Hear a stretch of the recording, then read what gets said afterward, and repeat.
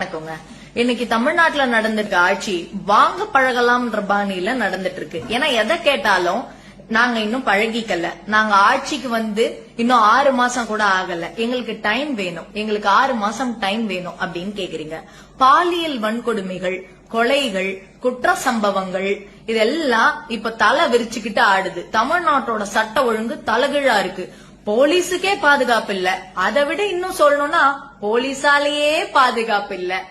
இத மாதிரி நிறைய விஷயங்கள் நடந்துட்டு இருக்கு. நீங்க இத பத்தி எதை கேட்டாலும் எங்களுக்கு பிராக்டிஸ் இல்ல, நாங்க இன்னும் பழகல, 6 மாசம் டைம் வேணும்னு கேக்குறீங்க. அப்போ அந்த 6 மாசம் நடக்கிற அநீதிக்கு என்ன பதில் சொல்றது? இன்னும் 1 மாசம் முழுசா ஆவாததுக்கே தமிழ்நாடு தாங்கல, 6 மாசம் வரைக்கும் நீங்க எங்களை ஆள பழகிறதுக்கு நாங்க என்னங்க உங்களுக்கு கொடுத்திருக்க ஹோம்ஒர்க்கா? தமிழ்நாட்டு மக்கள்லாம் என்ன ஏமாளிகளா? உங்களுக்கு ஓட்டு போட்ட மக்களை ஏன் இப்படி ஏமாத்துறீங்க திரு விஜய் அவர்களே?